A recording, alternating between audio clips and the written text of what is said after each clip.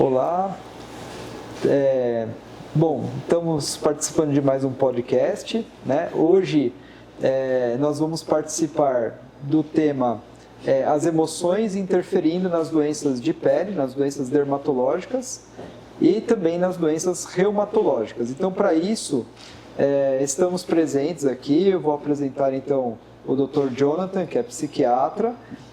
O meu nome é André Peçanha, sou médico dermatologista, e tem a doutora Flávia, que é reumatologista. Então, para começar o assunto, eu vou dar a palavra para a doutora Flávia, que vai falar um pouquinho da sua experiência na reumatologia em relação às questões emocionais, né, e de que forma que elas interferem nos tratamentos dos pacientes reumatológicos. Obrigada. Bom, a reumato é uma especialidade médica, né, que envolve um grande grupo de doenças, dentre elas doenças autoimunes, doenças relacionadas às partes moles, né, músculos, e uma das doenças mais comuns que a gente está vendo na atualidade é a fibromialgia. Eu queria começar por ela, porque é uma doença muito comum, que ela está dentre vários âmbitos aí da medicina. Muitos psiquiatras cuidam, muitos neurologistas cuidam, e é uma doença caracterizada principalmente por uma dor crônica, mas ela tem uma associação também importante com os distúrbios tanto da ansiedade como da depressão. Então, é uma doença que a gente mais vê influência das emoções no quesito de dor, qualidade de vida e todas as outras questões que envolvem a fibromialgia. Dentre as outras doenças também a gente tem as doenças autoimunes, como lúpus, artrite reumatoide, que também são doenças que acabam influenciando muito a qualidade de vida, principalmente pela questão das dores articulares e pelas manifestações cutâneas, que o Dr. André também vai falar depois, mas que são doenças que trazem um espectro para o paciente, né, e algum sentimento aí de ansiedade, de depressão, que acabam influenciando aí na vivência dele com a doença, e isso também atua influenciando no controle dessa doença, né? No controle da dor, no controle da inflamação da doença, sendo qualquer parte dela. Lembrando também da questão do lúpus neuropsiquiátrico, que é uma questão grave, mais rara, graças a Deus, e que pode afetar também o sistema nervoso central, incluindo as alterações psicológicas e neurológicas também. Eu queria até fazer uma pergunta para você, doutora Flávia, porque no meu dia a dia a gente tem um pouquinho de dificuldade de abordar esse aspecto com o paciente, né, num primeiro momento, pelo menos. E em que momento você conversa com o paciente a possibilidade de uma interdisciplinaridade com a psiquiatria, por exemplo? A gente sempre pensa em encaminhar, talvez, para o psiquiatra, para o psicólogo, quando a gente vê que essa doença, esses sintomas estão influenciando no paciente, de uma forma que estão influenciando na qualidade de vida do paciente e fazendo isso piorar como todas as outras questões, né? O psiquiatra, ele nos ajuda muito nesse quesito, tanto na parte depressiva como ansiosa, e aí esses pacientes muitas vezes eles têm uma exacerbação desses sintomas que acaba piorando ainda o controle de doença. Então é muito importante esse trabalho aí em conjunto, porque isso tudo vai fazer com que a gente tenha uma eficiência maior do tratamento.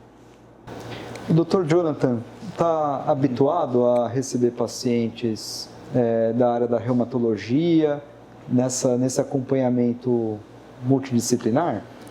Então, eu tenho uma atuação, né, que é bastante variada na questão do ambiente que eu trabalho. Então, eu trabalho no consultório, eu trabalho no CAPS e trabalho no hospital. Então, são públicos um pouco distintos, e no hospital, né, no Luzia de Pinho Melo, tem a área da reumatologia. Não exatamente como um setor, né, específico, mas tem um público, né, da clínica médica, pacientes que às vezes são internados da reumatologia. E a diferença que eu vejo é realmente na gravidade dessas intervenções, né, na gravidade dos quadros que são observados e no acompanhamento, na facilidade e dificuldade, né, o maior desafio em relação a essas demandas. Então, na questão hospitalar, do que eu vejo muito na clínica médica, a gente tem algumas demandas de interconsulta, que são associados, por exemplo, a quadros de lúpus.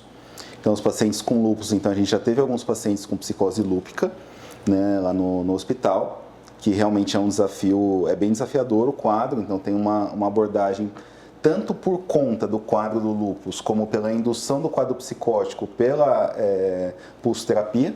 Então, os pacientes eles têm quadros induzidos pelo uso do corticoide. Então, mas quando tem indicação é feito e a gente acompanha junto e a gente vai, né, fazendo esse suporte em conjunto com a reumatologia. Mas também com condições associadas que vêm dos quadros reumatológicos. Então, no hospital, muitas vezes a gente é solicitado por quadros depressivos, né? Então, é um tema muito interessante, né, esse tema de hoje, porque existem fatores que colaboram para todos os quadros, assim, tanto colabora para a reumatologia como colabora para a psiquiatria. Então, um exemplo, doenças crônicas, elas são um fator de risco para a depressão.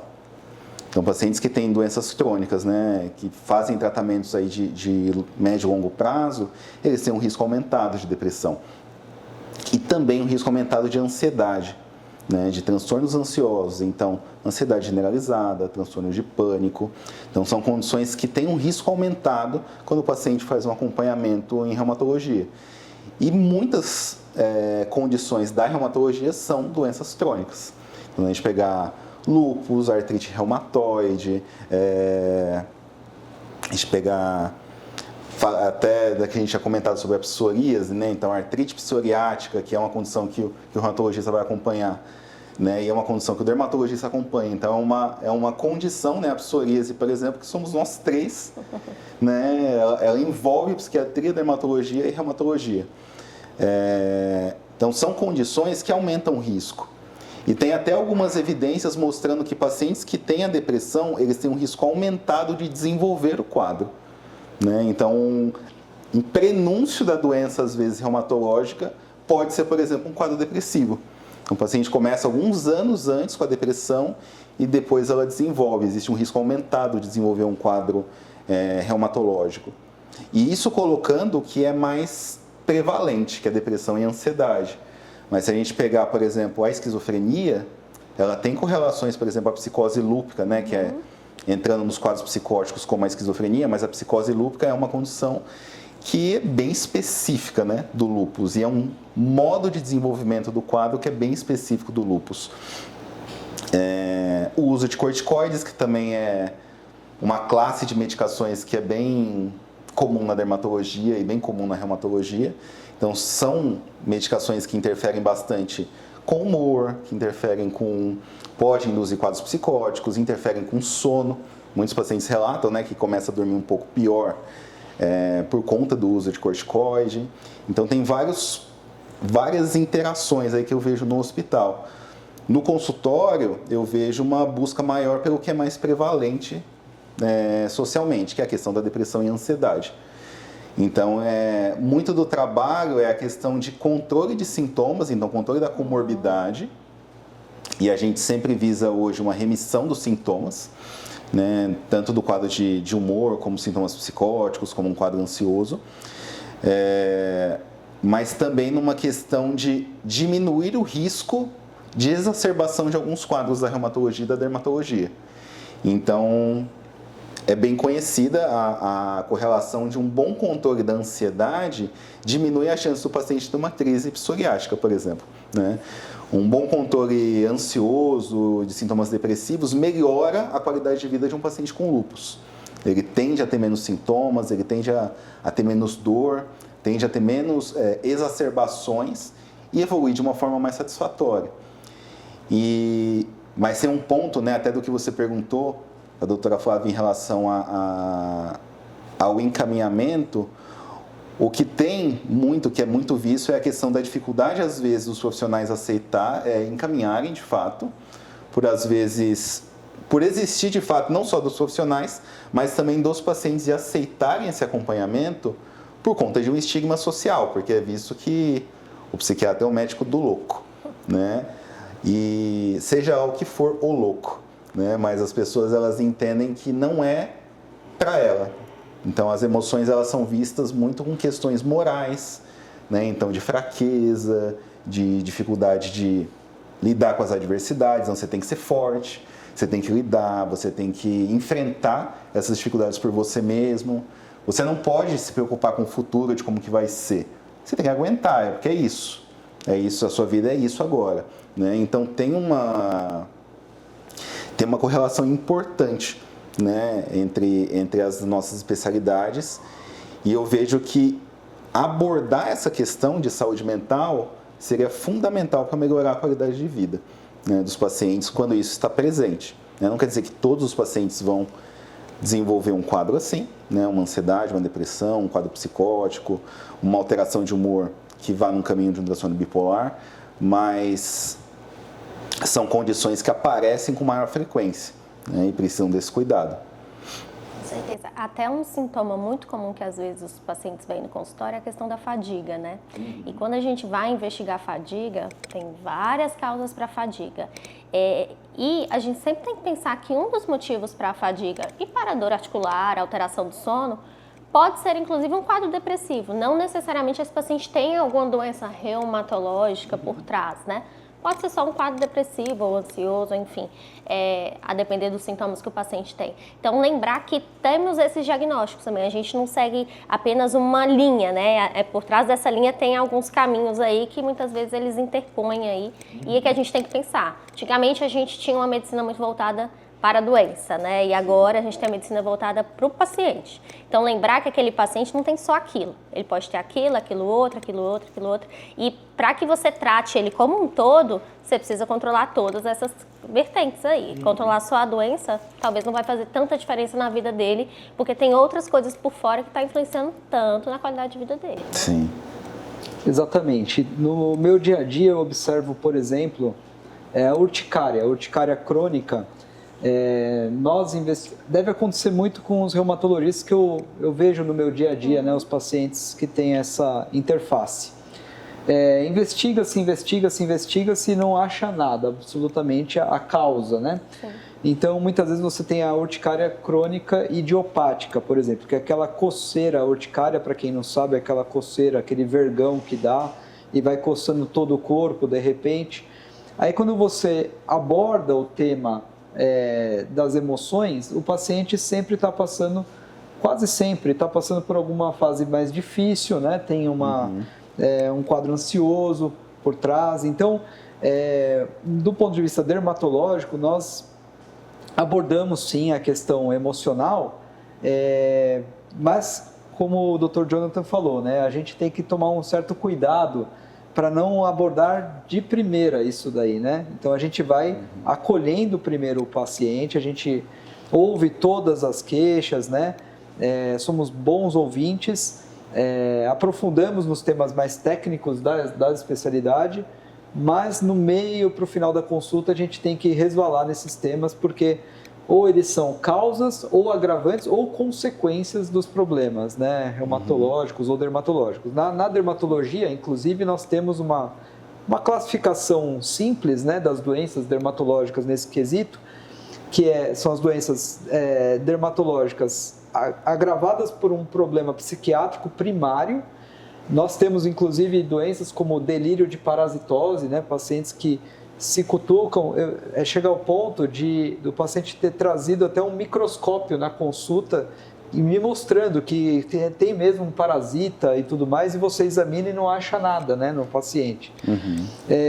Temos também a tricotilomania, que o paciente puxa compulsivamente o cabelo, e as dermatites factícias. Já vi um caso de uma paciente que, por exemplo, ela se escoriava, né, causando lesões graves no corpo, inclusive no lábio. Então, são situações bastante desafiadoras para nós dermatologistas. Então, nesse momento, as doenças psiquiátricas como causadoras de doenças dermatológicas, com certeza eu vou ter que fazer a interface com a psiquiatria.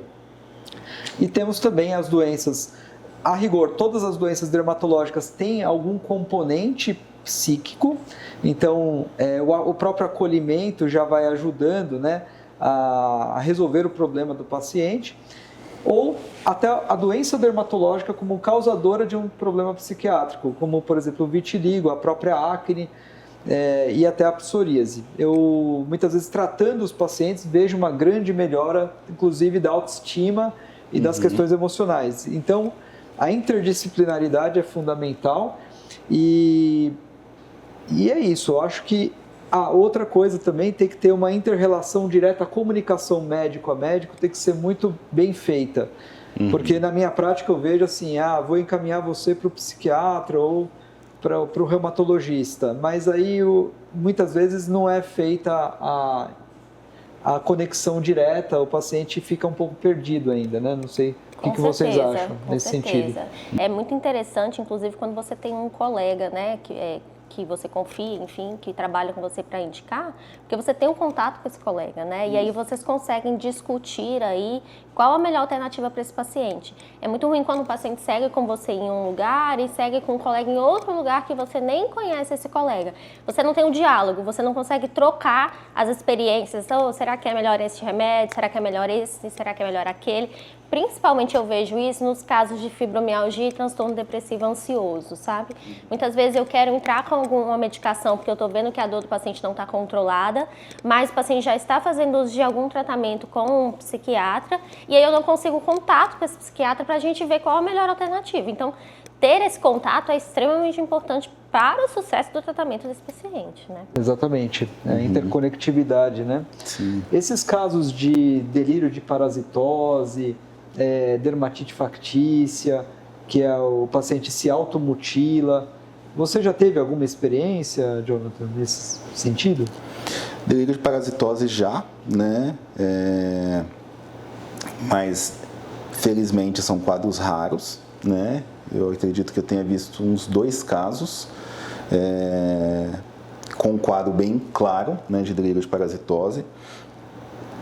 Tem até um epônimo, né, que é a síndrome de Ekbom, que é um relato bem clássico, bem antigo de alguns pacientes que tinham esses sintomas. Tem alguns pacientes que podem ter também uma alucinose, então é uma alucinação contrítica, a pessoa sabe que aquilo está acontecendo. Também de ver insetos andando na pele, que, por exemplo, acontece na abstinência alcoólica. Alguns pacientes podem relatar isso, mas, em geral, é uma situação bem específica do hospital, né? A gente vê muito mais no hospital pacientes que estão internados e estão em abstinência. Em geral, uma abstinência forçada. Então, a pessoa teve alguma condição clínica, por exemplo, uma questão cardiológica, né? Então internou por um infarto agudo do miocárdio e a pessoa era etilícia e ela ficou sem consumir o álcool naqueles dias.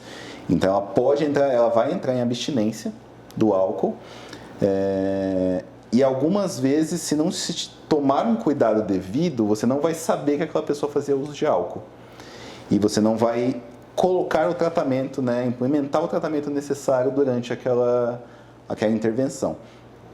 Então, pode acontecer também da pessoa relatar quando acorda, dizendo, tem uns insetos andando na minha pele, e muitas vezes vão chamar o dermatologista, né, dizendo, olha, ele está relatando, né, que está coçando, que tem bicho andando na pele dele.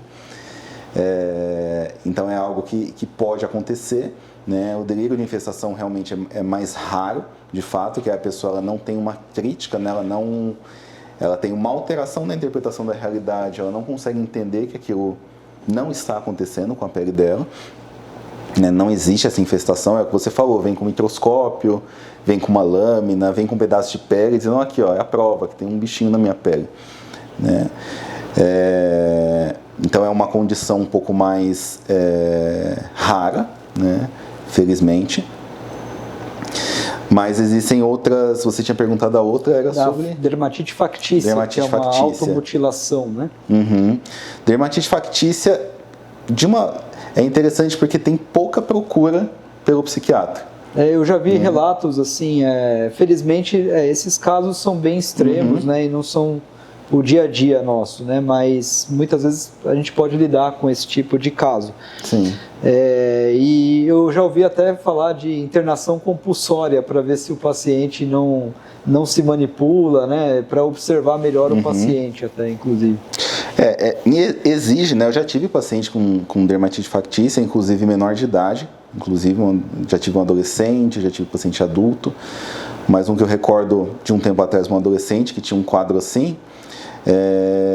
E muito do sucesso do tratamento foi uma abordagem multidisciplinar ali muito próxima da família, né? Então de trazer né? Primeiro, a consciência que aquilo está sendo feito, entre aspas, intencionalmente. Então, a pessoa ela faz sabendo o que ela está fazendo, mas as motivações elas não são conscientes. Então, a pessoa se machuca, mas ela não entende por que ela está fazendo aquilo. Então, ela fazia esse movimento. Então, a gente era uma abordagem com a família, de trazer, primeiro, a importância do tratamento dermatológico mesmo, porque com a manipulação da pele, você corre risco de infecção, e ela tinha infecções repetitivas na pele, né? Então, começou a acumular fibrina no local, e começa a gerar uma cicatriz que causa uma deformação, né, na pele. Então, de trazer para a família primeiro que isso era feito dessa forma, mas que vinha por outras questões, e ela tinha um quadro depressivo associado. Então, que a gente precisava abordar a questão depressiva, e aí abordando a questão depressiva e a família, trazendo a família para perto, né, e dizer, olha, vocês precisam levar ela no atendimento, a gente precisa abordar tudo isso, né, e trazendo outros repertórios de vida para aquela pessoa, a gente gradualmente conseguiu avanços. Então, primeiro da pele dela cicatrizar, então deixar de ter uma infecção, né, porque ficava uma infecção recorrente, já resistente a vários antibióticos, porque era uma atrás da outra, tomando antibiótico e parava, tomava antibiótico e parava. E cicatrizando, conseguir abordar com a cirurgia plástica, né, ver como que a gente poderia abordar essa questão. E ao longo do tempo, assim, depois de uns 2 anos, ela tem evoluído muito bem, né, tem melhorado esses sintomas. Então, são abordagens que são difíceis, mas elas podem ter um resultado muito bacana, né? O paciente pode evoluir muito bem, mas é algo que tem que ser com acolhimento, que tem que ser com uma escuta, né, sem julgamentos, dizer, porque muitas vezes a pessoa vai e ela volta na outra consulta, ela está pior, né? E ela chega, você pergunta, você está fazendo tratamento? Não, eu parei de novo. E aí a compreensão é o porquê que parou. Não é só dizer assim, você está me desrespeitando, né? Eu estou dizendo para você tratar dessa forma, né? Não, é entender por que a pessoa parou. Então, às vezes a pessoa para por diversos motivos, né? Então, ela pode parar porque ela sente que não vai resolver, porque ela sente que não faz sentido, né? Porque ela não tem energia para buscar a medicação e continuar tomando, né?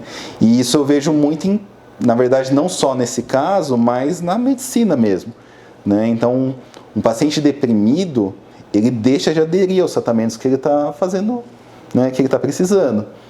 Então, a gente vê um paciente, às vezes, com uma questão crônica, que precisaria de um tratamento, às vezes, imunossupressor, ele deixa de ir, ele deixa de tomar, porque não tem sentido, né? Para que eu vou fazer esse tratamento, né? Então, e aí piora ainda mais, e às vezes perde resposta, né? Deixa de responder aquele tratamento. Então, é uma abordagem que precisa ser realmente, é o que você falou, né? Com escuta tranquila, com acolhimento, com uma abordagem, sabe, aberta para entender motivações e porquê e como que a gente pode intervir, se colocando ali como parceiro, né? Então, olha, eu posso oferecer isso, vamos abordar dessa forma e vamos trabalhar junto para que você fique bem, né? Esse é meu interesse. E a pessoa vindo e não conseguindo, a gente abordar junto. Por que não está conseguindo? Então, vamos trabalhar junto para você começar a conseguir, né? E aí a gente chama família, chama amigos, chama escola, chama cônjuge, então a gente chama filho. Então a gente vai atrás de pessoas e suporte para conseguir amparar melhor esses casos, né? E eu vejo realmente muito desafiador, por exemplo, também na área de vocês, como conseguir manter, né, o paciente aderindo a um tratamento de quadros crônicos, muitas vezes, que gera uma repercussão importante, né? Eu queria saber de vocês, assim, como que é a experiência de vocês nessa... manter o paciente engajado, manter o paciente seguindo o tratamento, né? Na reumato isso é muito, muito forte, assim, porque nem sempre o primeiro tratamento é o tratamento que vai dar certo, né? A gente tem etapas. Por exemplo, como uma artrite reumatoide, né? O paciente chega para a gente inflamado, com muita dor, a gente começa com algumas etapas. A primeira etapa não deu certo, vamos para a segunda, vamos para a terceira, até a gente conseguir chegar no alvo que a gente quer, que é o controle da doença. Mas o próprio paciente vem com uma ansiedade, assim, que ele quer tratar aquilo logo, mas muitas vezes a gente tenta orientar o paciente que aquilo é uma doença crônica, aquilo é uma doença autoimune, então ela vai ter variações. Nem sempre o ganho ele vai ser numa linha, né? Vai ser superior, vai ser numa linha reta. Não, vai ter variações. Tem horas que você vai estar melhor, tem horas que você vai estar pior, mas a gente não pode deixar de tratar, porque senão você vai piorar muito. Então, toda consulta a gente vem com um discurso positivo, falando, calma, nós vamos controlar, nós vamos melhorar, a gente tem outras opções de tratamento, temos uma infinidade de opções de tratamento para que você consiga controlar essa doença e que você tenha uma qualidade de vida melhor. Você não vai ser assim para o resto da sua vida. A gente vai chegar num momento melhor. Pode ser que a gente não chegue no momento de como você era antes de ter a doença, mas melhor nós vamos conseguir chegar, mas tem que ter confiança e tem que ter força, assim, de vontade, né, para a gente poder conseguir chegar nesse nível, assim, e que tratar a doença da melhor forma, sabe? Sim. Exatamente. Até eu estava comentando aqui anteriormente, né, mudou muito a minha forma de abordar o paciente na dermatologia, porque na minha concepção, como médico, né, eu teria que saber todos os diagnósticos dermatológicos e isso já seria o suficiente para engajar o paciente no tratamento.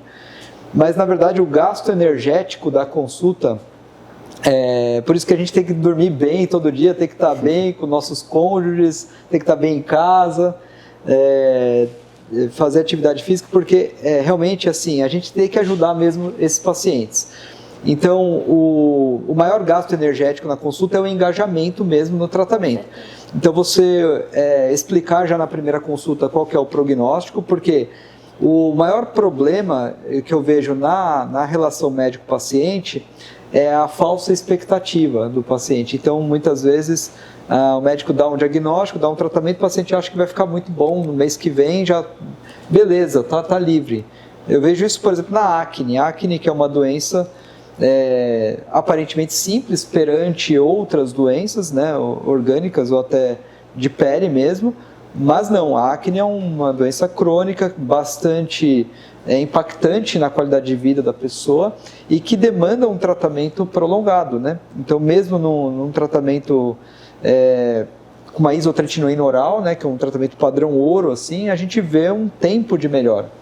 Então, é essencial falar o prognóstico também, porque a partir daí que o paciente também vai alinhar a sua expectativa e a sua motivação também. Mas a cada consulta temos que realmente ir avaliando, né? Às vezes temos que separar o joio do trigo, o que é da nossa área, o que pode ser emocional.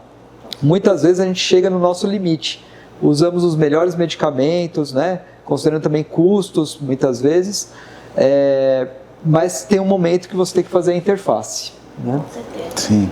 Mas aí também, quando você já acolheu o paciente, fica muito mais fácil também fazer a ponte, por exemplo, para a psiquiatria, né? Uhum. E você cria, né, uma confiança, né? É uma relação médico-paciente de confiança. O paciente, ele vai confiar em você, então ele vai seguir as suas orientações, né?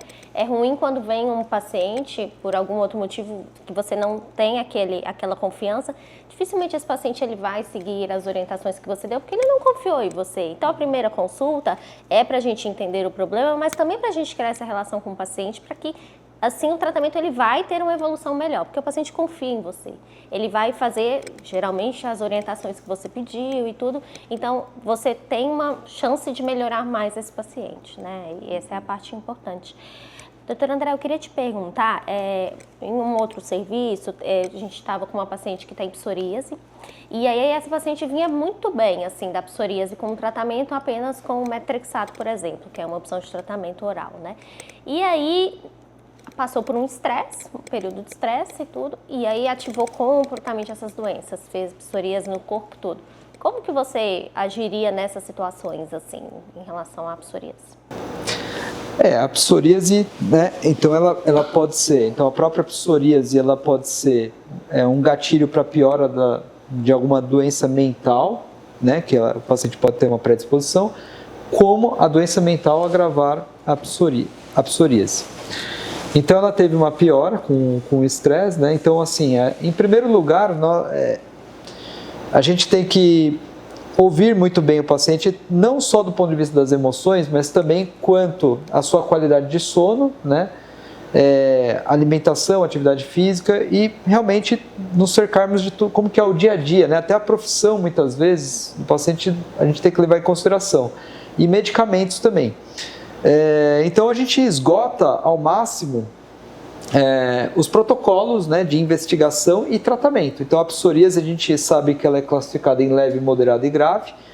Então nesse momento eu tentaria talvez uma medicação de resgate para essa paciente, que tenha uma melhora mais rápida. A gente sabe que a ciclosporina é uma boa opção nesse momento, mas claro, se a questão emocional for muito relevante, o paciente estiver muito fora do controle, eu tenho que fazer a interface mesmo com a psiquiatria, né, para poder ajudar o paciente. Mas isso, como eu disse, do meio para o final da consulta, né, porque eu não posso chegar de imediato e falar, porque muitas vezes os pacientes, como o Dr. Jonathan falou, eles não aceitam que a questão emocional seja a causa primária do problema, né? E, na verdade, acaba sendo apenas uma parte mesmo, né, do problema. Uhum. Bom, eu acho que vocês têm algum comentário final a fazer, alguma conclusão, algum questionamento um para o outro.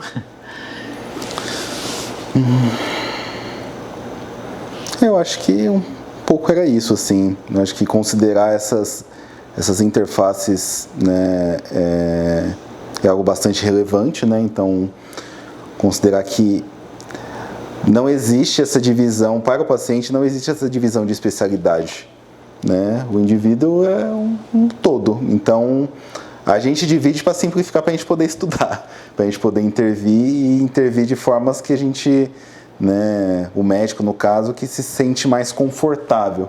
Então, cada escolha de especialidade é um caminho de afinidades, que a gente entende como que a gente pode ajudar da melhor forma.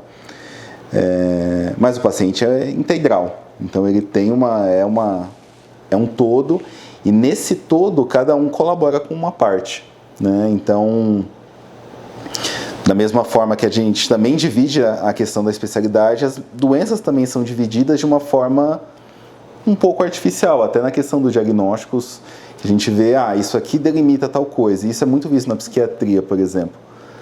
É uma depressão ou é uma ansiedade? Mas a pessoa tem sintoma dos dois. Aí a gente vai dizer, é uma comorbidade, mas nem sempre. Às vezes a pessoa tem sintomas de mais de uma coisa, né? Porque é a gente que delimitou e disse, olha, isso aqui é depressão. Então a gente coloca uma caixa e diz, você tem um quadro depressivo. E eu vejo isso como uma forma artificial, apesar de ser importante para que a gente consiga direcionar para uma melhora de fato, né? Então, o que a gente tem de evidência hoje para tratar quando a pessoa se apresenta com esse diagnóstico? E para poder também estudar, né? Então eu tenho um grupo de pessoas que eu consigo estudar e entender um pouco melhor como isso funciona, né? Como funciona esse quadro. Mas a pessoa vai apresentar vários sintomas. Então, às vezes a gente vê em outras especialidades, às vezes o paciente tem alguns sintomas aqui de um quadro, mas ele apresenta sintomas de outro também. Será que ele tem as duas? Será que é uma apresentação atípica daquela doença?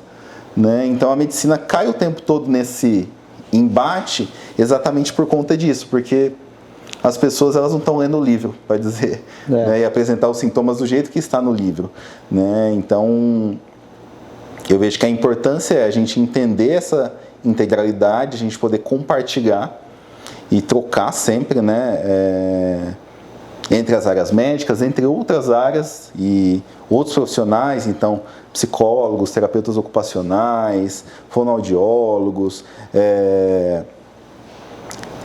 assim, diversas áreas que atuam em conjunto, né, nutricionistas, fisioterapeutas que atuam em conjunto para melhorar essa qualidade de vida.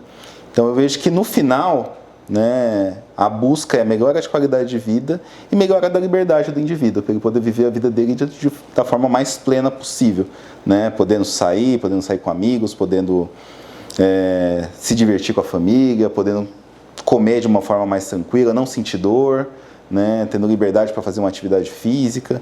Então essa é a busca final, a qualidade de vida. os nomes e os caminhos, né? A gente dividiu ali, mas é sempre um ponto de troca, na verdade, para que a gente possa integrar, né, e ajudar da melhor forma possível. Com certeza, com certeza. Nem sempre é só uma doença, né? E mesmo que você não chegue no nome de uma doença, você vai tratar independente se você tem esse nome ou não, né? Isso acontece muito na reumato, porque às vezes a gente falta critérios para a gente definir uma doença, mas a pessoa tem os sintomas. Então eu vou tratar os sintomas independente se a doença é X ou é Y, né? O que eu não posso é ficar investigando essa doença sem tratar o paciente, né? A gente vai tratar e ao longo do tempo nós vamos chegar no X ou no Y, entendeu? Muito bom. Para fechar, eu acredito que nenhum paciente é igual ao outro.